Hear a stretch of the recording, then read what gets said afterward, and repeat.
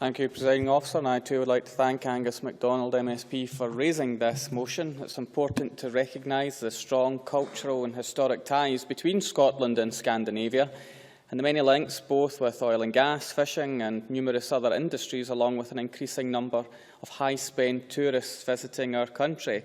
These links result in considerable economic benefits to our economy, and this would only be enhanced by further increasing the range of travel options available to tourists and businesses. And as you know, the Scottish Government has been very active in exploring ways of increasing the number of tourists coming to Scotland. And this has been seen with a huge success in increasing the number of direct flight routes from Norway to Scotland from 6 in 2009 to 18 in 2015, a challenge that other members and an opportunity as well that other members have picked up on.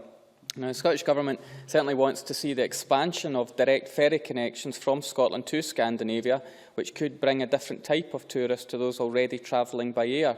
We have a very productive relationship with European ferry operators, and we continue to explore all possibilities.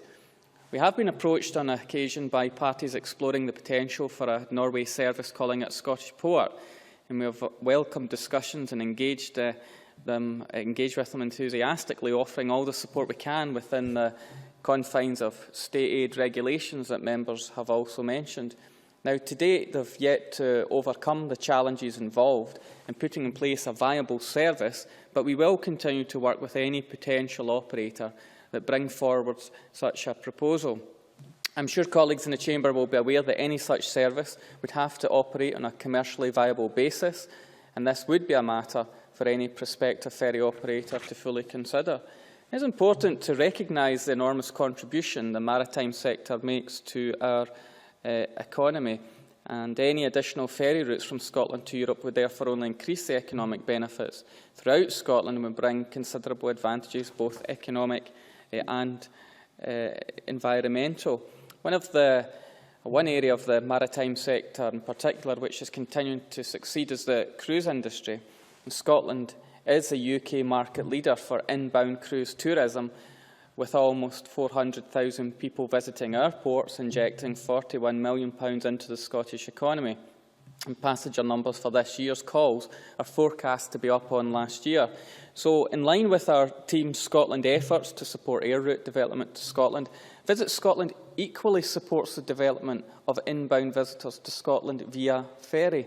And this has included campaigning and carrying out collaborative partnership marketing campaigns with Superfast and Norfolk Line on their direct routes into Scotland, and continues with partners including DFDS Seaways on their North of England routes, where there are considerable opportunities to grow the proportion of passengers who turn right on disembarking.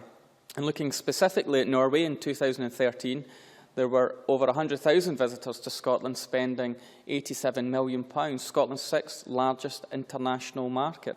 And this has increased from 75,000 visitors from Norway in 2010. So we know that Scotland's well connected to Norway by air, with those direct flights available via Aberdeen, Edinburgh and Glasgow and Sunborough. So the challenge will be for ferry operators to compete as a different mode of transport. We will continue to work on a Team Scotland approach to look at the potential of new services, and that will involve a range of marketing and tourism campaigns focused on intelligent trade support. Scottish Enterprise can help evaluate potential freight market and may also be able to offer joint funding support around marketing in this element.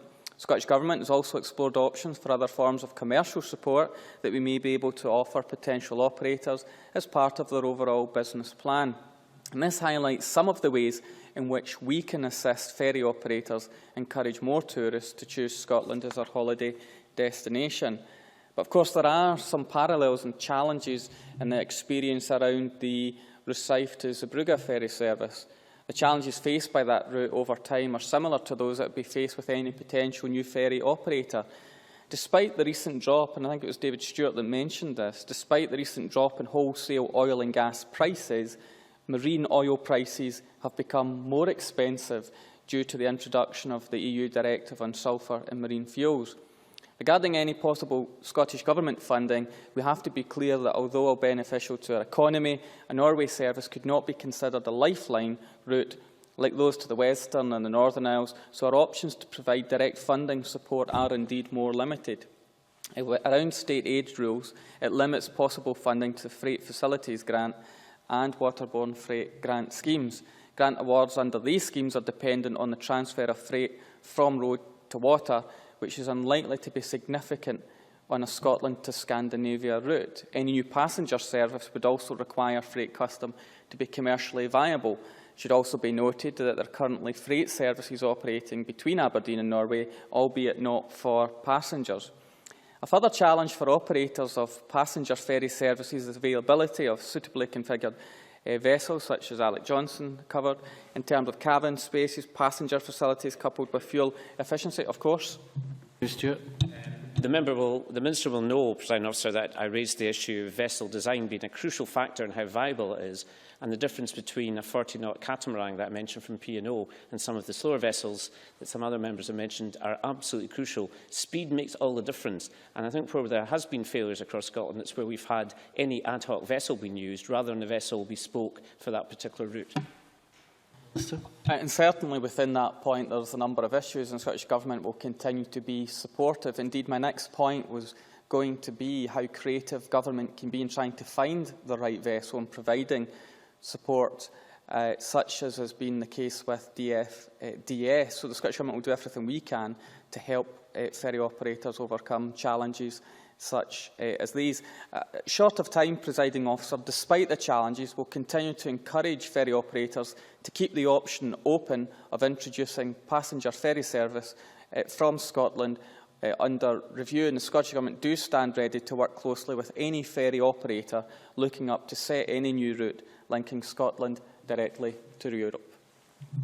Many thanks.